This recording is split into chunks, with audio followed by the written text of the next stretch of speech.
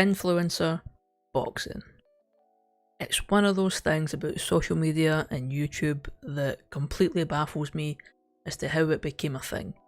A few years ago, a couple popular YouTubers wanted to fight each other, and now years down the line, we have people that are pretty much beginner amateurs stepping into the ring to have boxing matches in front of massive crowds with no headgear and 12-ounce gloves.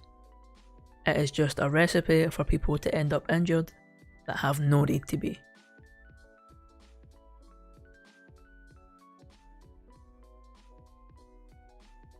You can play most sports.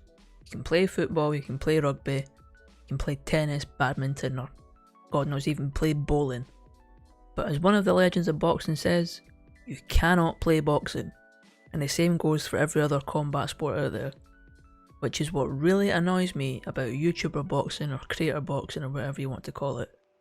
They are trying to play boxing, and now we have some of these guys having professional bouts, aka KSI and Jake Paul. And there are even talks of having MMA fights between YouTubers or influencers, especially now that Jake Paul is partnered with the PFL, which is a whole other kettle of fish but has some relevance to this video as well. When it first started, it felt like an interesting event, and I honestly expected it to be a one-off, because why would people who make money making YouTube videos want to step into a ring and put their health on the line for, at the time, not that much money? It's not like they were poor Cuban prospects out there fighting to keep a roof over their head or keep food in their belly. Most of them were successful YouTubers. Some of them were probably already multi-millionaires. And they are getting into a ring and doing nothing except taking brain trauma and looking like idiots. It is such a hard thing to do, both physically and mentally, but I guess the effect it had on people's career, and these days their pockets, were too much to only do it once. And now here we are with a handful of different companies all organising boxing matches with different creators from various platforms, sometimes for charity, sometimes for profit.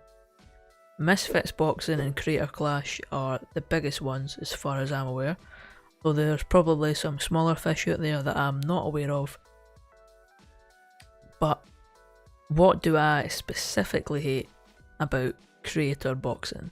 Well, the idea of having a bunch of almost completely untrained amateurs giving each other brain damage in front of massive audiences who are frothing at the mouth to see someone get knocked out just leaves a bad taste in my mouth, because there's a certain reality to boxing and combat sports that seems to go unaddressed in these events and by the creators taking part.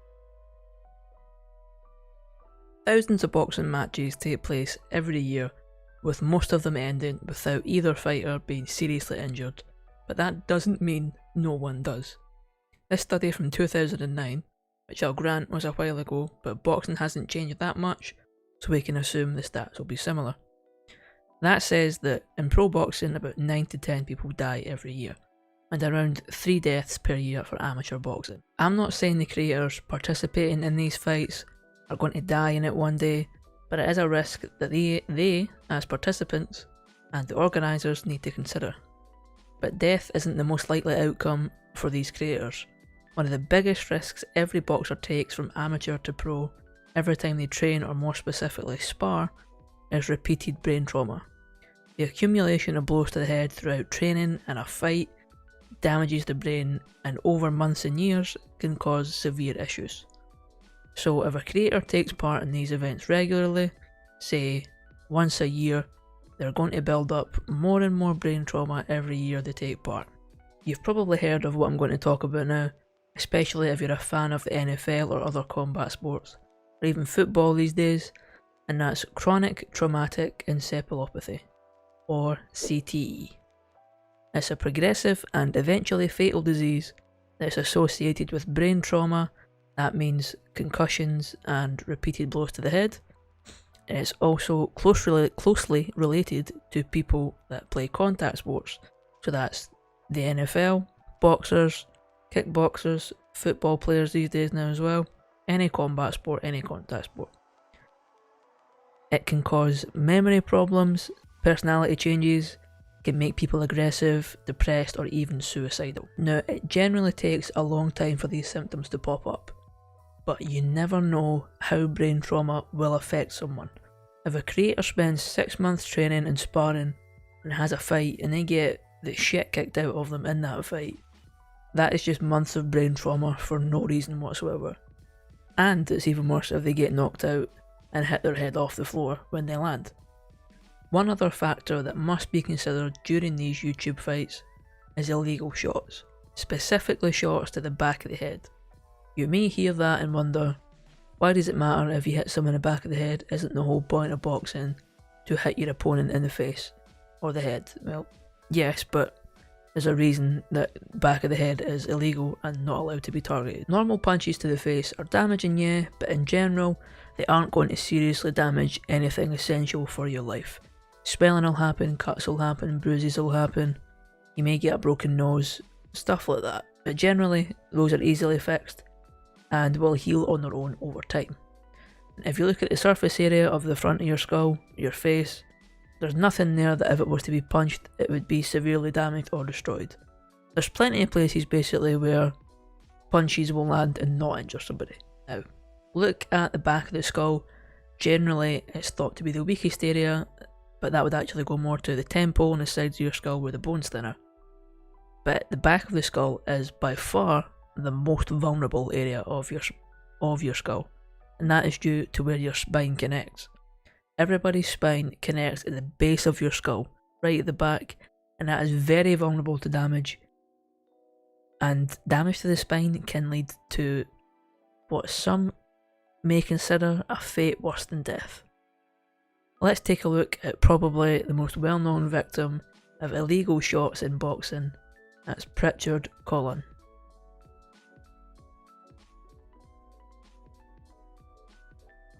Pretard was once a man on the rise in the world of boxing in 2015. They had a record of 16-0 with 13 KOs, and that year he fought a man called Terrell Williams. Now, during their fight, Terrell repeatedly hit Pretard in the back of the head on purpose, with Pretard protesting multiple times to the ref that he was getting hit in the back of the head with illegal shots, but unfortunately the ref offered no punishment until far too late into the fight when the damage had already been done.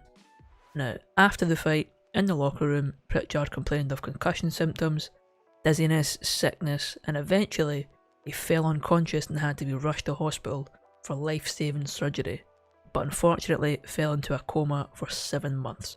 As a result of the illegal blows that Pretard received, he ended up with severe brain damage and was left in a vegetative state, paralysed and unable to communicate, needing round-the-clock care. These days he's doing a bit better.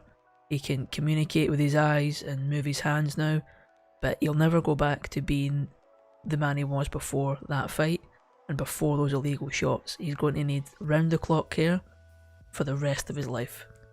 Some people watching this will probably be laughing or not taking that section seriously or writing off my points because what happened with Pretard is extremely rare. And that's their decision, that's their opinion, that's fine. But it is something to keep in mind. Refs make mistakes, fighters play dirty. It is not impossible for someone taking part in these YouTube boxing events to end up seriously injured with life-changing injuries. Brain trauma is not to be played with, just like boxing is.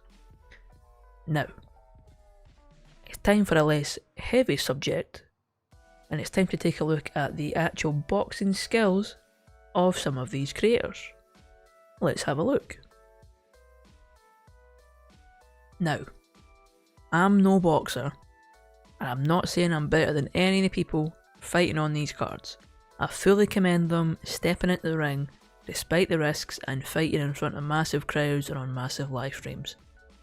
But I have seen better boxing technique from guys 12 pints deep on a Saturday night. So, let's take a look at probably the most popular YouTube boxer himself, KSI.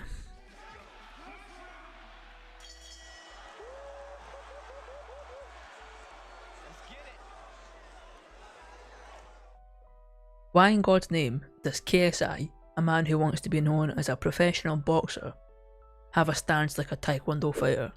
He's not going to be using those legs at all, so why are you standing with your side facing your opponent? And why do you also have no hint whatsoever of a defensive guard? I'm not that into boxing, I'm more of an MMA fan. But I know it's generally a good idea to keep your hands up by your head and not by your fucking waist, because it's far harder to defend yourself when your hands are not here. You aren't that good, mate. You cannot get away with not having a guard. Ridiculous.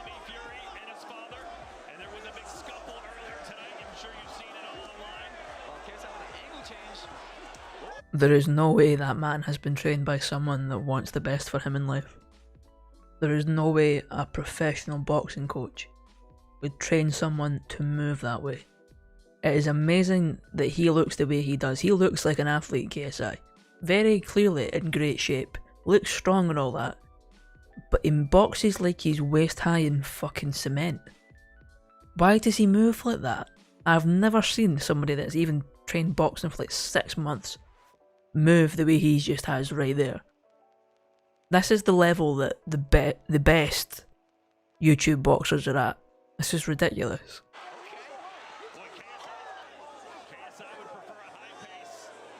If I was a boxing coach and my fighter threw hooks like that and dropped guard while throwing overhands at thin air, I would stop coaching boxing for the rest of my fucking life. That's something that I would do.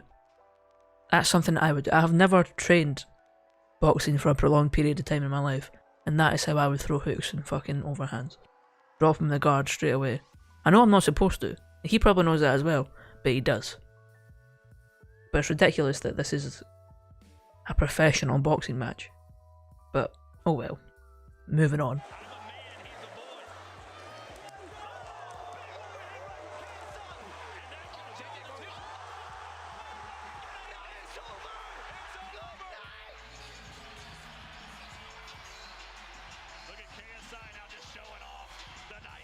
Right here, I think. Right to the body. Right hand, the right hook. Oh, was that a forearm? Damn. Was that a... Oh, his eyes rolled back and everything. Let's see what connects. Right hand to the body. And then clinch. I love his reaction to knocking out a 40-year-old man, by the way, is to walk around looking tough and act like he just did something outstanding or unexpected. And start doing weird fucking push-ups in the ring and dancing. Like he's just... I don't get that, like, at all. It's the same way that Jake Paul reacts the same way when he knocks out fucking pensioners as well. And his boxing coach must be a fucking Thai boxing coach, because that was 100% an elbow. Clearly an elbow in the replay as well. The fact this man strives to be a pro boxer and considers himself to be good at boxing, but can't control his weapons, says everything you need to know about him as a boxer and an athlete. That's it. That's enough for KSI now. Let's move on to arguably worse people and point and laugh at them. No bend in those knees.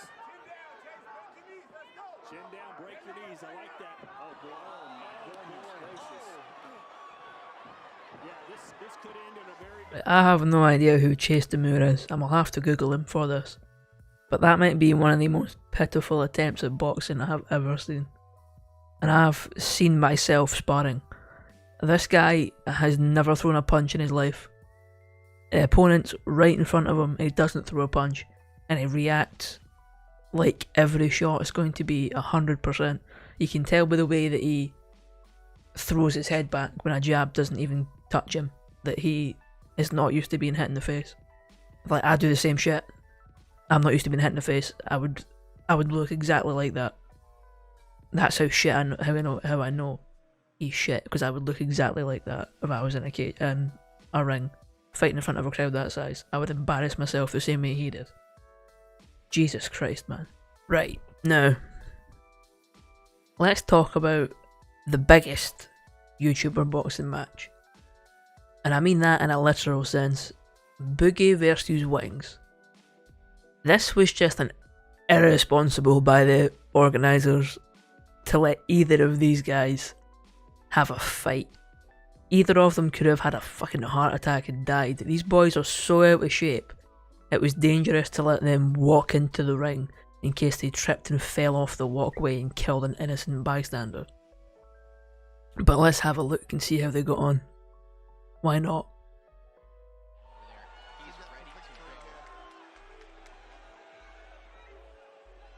Oh my god. Oh my goodness. Right off the bat, Wings is... Wings connecting with the punch. Immediate pressure by Wings. And Boogie taking a step back. Oh my gosh. He is putting a clinic.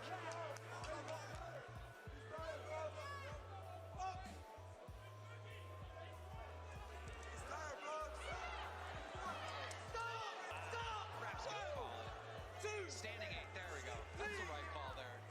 Absolutely.